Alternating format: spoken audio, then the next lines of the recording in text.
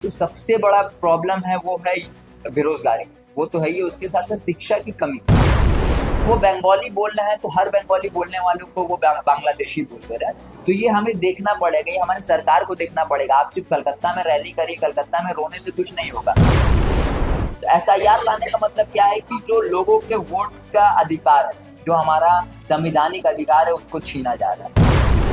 कहीं भी अगर युवाओं के साथ कुछ भी अत्याचार होता है तो हम उनके साथ खड़े हैं। हावड़ा के इंडियन मेडिकल एसोसिएशन में NCP state president Arsalan Khalid के नेतृत्व में युवा मंथन 2.0 का आयोजन किया गया, जिसमें बड़ी संख्या में युवाएं शामिल हुए। हाल ही में दिल्ली में इंडिया गठबंधन की बैठक में शामिल होने के बाद अरसलान खालिद ने युवाओं को देश से जोड़ने के अपने संकल्प को और योजनाओं पर खुलकर बातचीत करी। उन्होंने बताया कि एनसीपी युवाओं के हित में बढ़ चढ़कर आवाज उठाएगी, चाहे वो राज्य में हो या देश में, और जो भी गलत हो रहा है उसके खिलाफ संघर्ष करेगी। बंगाली भाषा से जुड़े मुद्दों और भाषा अवरोध पर भी उन्होंने दिल्ली में पार्टी नेताओं से चर्चा की और इस पर आवाज उठाने का भरोसा दिलाया। उन्होंने बताया कि हरियाणा और पानीपत में उन्होंने बंगाली समुदाय से मुलाकात की और आश्वासन दिया कि उनकी समस्याओं को पार्टी आंदोलन करेगी। इसी के साथ राहुल गांधी द्वारा चुनाव आयोग पर उठाए गए सवालों का समर्थन करते हुए उन्होंने कहा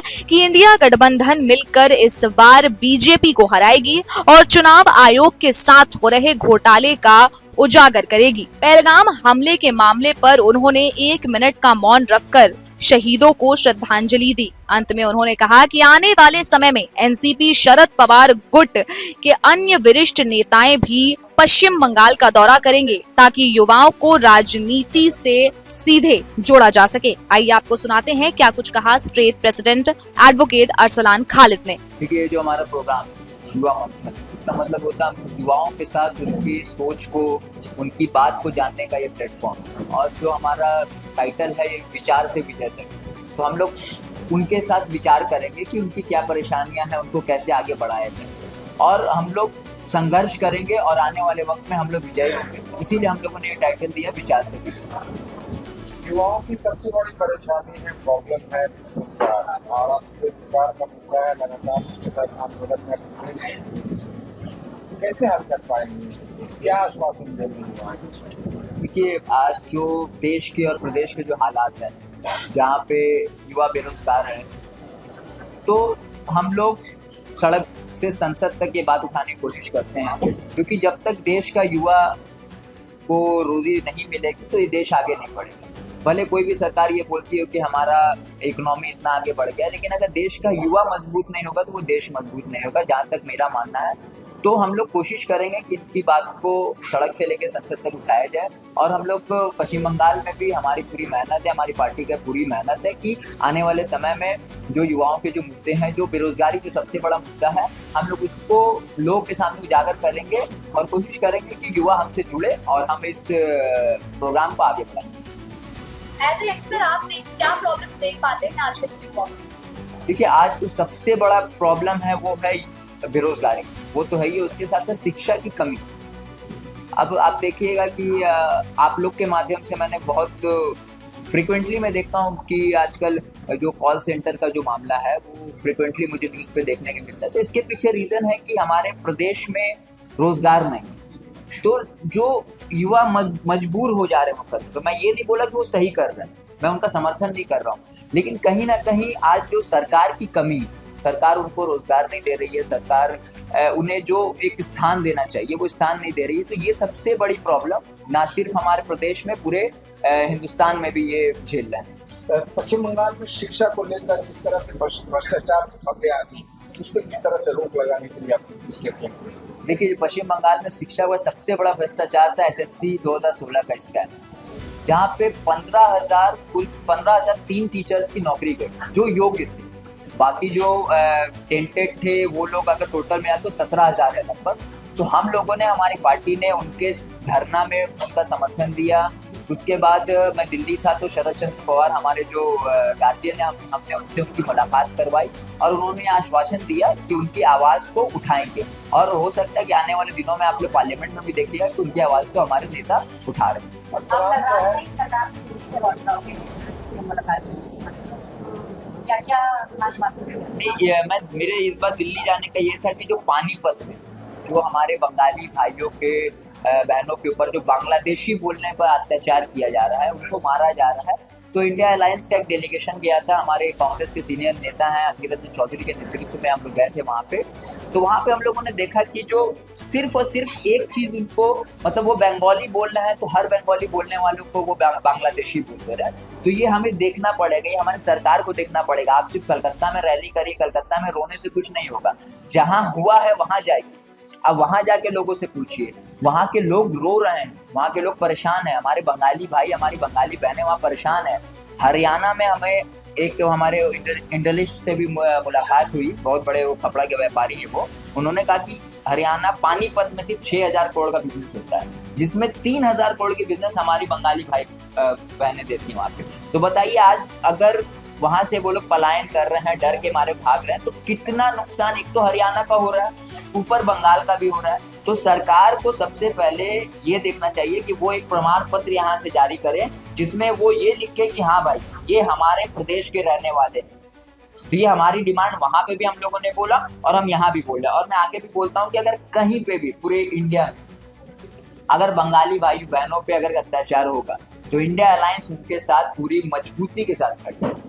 अरसलान साहब, आपने इलेक्शन कमीशन के भ्रष्टाचार कोशिश किया, कल राहुल गांधी ने बहुत बड़ा घोटाला उजागर, क्या आपका प्रोटेस्ट जो था सिलसिला जारी रहेगा, कोई बड़ा स्टेप लेगा? कल जो हमारे लोकसभा के जो नेता प्रतिपक्ष हैं राहुल गांधी जी ने जो वोट चोरी के ऊपर एक प्रेजेंटेशन आउट किया, वो प्रेजेंटेशन एक तो उनकी टीम का बना के था, लेकिन उसमें कुछ ऐसे तथ्य थे जो इलेक्शन कमीशन के खुद थे। आप लोगों ने देखा होगा 40 लोगों का नाम है और वो उनका जो एड्रेस है वो एक सिंगल 1 BHK रूम का है। तो जब कांग्रेस की टीम वहां जाती है तो वहां पे उसमें से एक बंदा नहीं पाया जाता। ये हाल है इलेक्शन कमीशन का आज कि वो इतनी चोरी कर रही है, इतना भ्रष्टाचारी कर रही है, और उसके साथ साथ आप देखिएगा कि SIR लाने, तो SIR लाने का मतलब क्या है कि जो लोगों के वोट का अधिकार है, जो हमारा संवैधानिक अधिकार है, उसको छीना जा रहा है। तो हम लोग इसके खिलाफ, हमारी पार्टी, हमारे पूरा विपक्ष इसके खिलाफ खड़ा है और खड़ा रहेगा, और आने वाले समय में हम लोग और बड़ा आंदोलन करेंगे। इस प्रोग्राम के जरिए बंगाल के नौजवानों को क्या पैगाम देंगे? देखिए ये जो हमारा प्रोग्राम है, ये जब मैं जब first time as a president यहाँ आया तो मैंने पहले बार ये प्रोग्राम किया था। उसमें हमारे जनाब नेशनल प्रेसिडेंट जनाब फैज अहमद साहब भी मौजूद थे। तो उसी दिन मैंने अनाउंस किया था कि ये सिर्फ एक प्रोग्राम नहीं, ये आंदोलन है, क्योंकि बंगाल में युवाओं की बात सुनी नहीं जाती है। तो हमारा ये जो प्लेटफॉर्म है ये युवाओं का सबसे बड़ा प्लेटफॉर्म बनेगा आने वाले वक्त में। हम लोग धीरे धीरे इलेक्शन से पहले पूरे जिलों में, हर जिलों में हम लोग ये प्रोग्राम करेंगे, वहाँ के युवाओं से उनके दर्द सुनेंगे, उनकी तकलीफों को सुनेंगे, और हमसे जो भी हो सकेगा हम लोग उनके लिए करेंगे। यही मेरा यहाँ से मैसेज है कि आइए हमसे जुड़िए, जो बंगाल के युवा है हमसे आके जुड़े और अपनी सशक्त आवाज़ जी जरूर आएंगे आने वाले वक्त में। आप देखिए कि पार्टी के जो तमाम सीनियर नेता हैं वो बंगाल की धरती पे आपको दिखेंगे। हमारे लिए तो कोई मायने नहीं रखता, अब चाहे वो दिन हो रात हो, चाहे वो बंगाल हो या बंगाल से बाहर हो, कहीं भी अगर युवाओं के साथ कुछ भी अत्याचार होता है तो हम उनके साथ खड़े हैं। तो प्रेशर तो कोई नहीं है, ये हम इसे एक गर्व मानते हैं। ये जो प्रेशर होता है हमारे लिए कि हम इसे गर्व मान के उनके साथ जाके खड़ा होते हैं, हम उनका साथ देते हैं, हम उनकी आवाज़ यहाँ से लेके संसद तक हर जगह पहुँचाने की कोशिश करते हैं। ये जो हम छोटे छोटे प्रोग्राम्स करते हैं, युवा मंथन, उनकी चीज़ों को जानते हैं, ये हमारे लिए एक प्लेटफॉर्म होता है कि हम उनकी चीज़ों को जानें, हम उनके करीब आए। जब तक हम उनके करीब नहीं आएंगे तब तक हम देश के करीब नहीं आएंगे, क्योंकि एक देश हमेशा युवाओं से ही चलता है। चाहे आप देख लीजिए, एक इंसान जो 50 साल 60 साल हो जाता है, एक सीनियर सिटीजन, उसके बाद वो बहुत ज़्यादा क्या करते हैं, घरों में रहेंगे या वो पेंशन या उनके ऊपर रहते हैं। पर जो देश का जो टैक्स वगैरह होता है, हर एक चीज़ युवाओं से चलता है। रोज़गार हो गया, आप आज के टाइम पे एंटरप्रेन्योर देख रहे हैं, काफ़ी सारे लोग बन रहे हैं, जिससे देश को थोड़ा सा अच्छा महसूस हो रहा है। पर वही चीज़ है कि बेरोज़गारी नहीं कम हो रही। आपने जोमेटो दे दिया, लोगों को आपने मजदूरी पे लगा दिया, आप डे लेबर बन गए, वेजर्स हो गए। तो आप एक रोज़गार दीजिए, एक पक्की रोज़गार दीजिए। ये सारी फ्रीलांसिंग चीज़ें आप बंद करिए, आप कुछ ऐसा लाइए कि देश के युवाओं को रोज़गार मिले। हम उस पर काम करते हैं, इसीलिए ये हमारे लिए कोई प्रेशर नहीं, हमारे लिए गर्व है। देखिए, जैसा कि आप देख पा रहे हैं, युवा मंथन का मतलब ही हुआ युवा से। हमारा मेन जो उद्देश्य है, जो पार्टी हमने यहाँ से स्टार्ट किया है, बंगाल में आई है, इसका मेन उद्देश्य यही है कि हमें युवाओं को जगाना है और उनको बताना है कि देखिए, हम लोग आपके साथ खड़े हैं। आपकी जो भी समस्याएं हैं, जो भी है, उनका हम ये तो नहीं कहेंगे कि एकदम समाधान कर देंगे, लेकिन उसके लिए लड़ सकते हैं आपके साथ। लेकिन ये लड़ने के लिए आपको हमारे साथ होना होगा।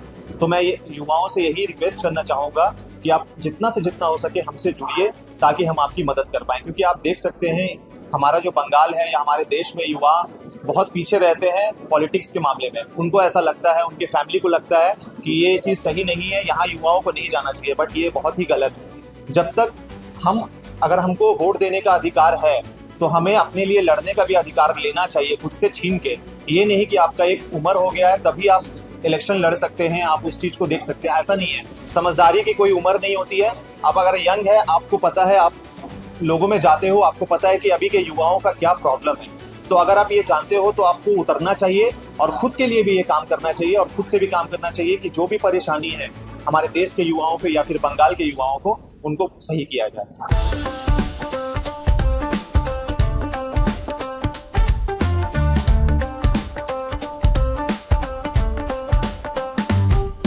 1941 से चलती आ रही है एक कहानी, स्वाद की, परंपरा की और भरोसे की। शिराज गोल्डन रेस्टोरेंट, मलिक बाजार, कोलकाता। ये सिर्फ एक रेस्टोरेंट नहीं, बल्कि एक एहसास है, जहां बिरयानी में इतिहास की खुशबू है और मटन चाप में रूह बसती है। शिराज की बिरयानी मसालों से नहीं, मोहब्बत से बनती है। 3 पीढ़ियों की विरासत, दादा से पिता और अब बेटे तक। इसकी 5 शाखाएं हैं, VIP बाजार, अजय नगर, सॉल्ट लेक, चिनार पार्क और दिल में बसने वाला मलिक बाजार। अब मलिक बाजार शाखा बर्थडे सेलिब्रेशन के लिए भी उपलब्ध है।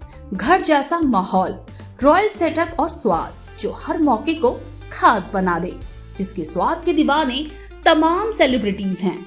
दुर्गा पूजा पर हजारों लोगों की भीड़ जुटती है और जुबान पर बस एक ही नाम होता है, शिराज का। शिराज का वादा, क्वालिटी, विरासत और वो स्वाद जो एक बार चख लिया तो कभी भूलेंगे नहीं।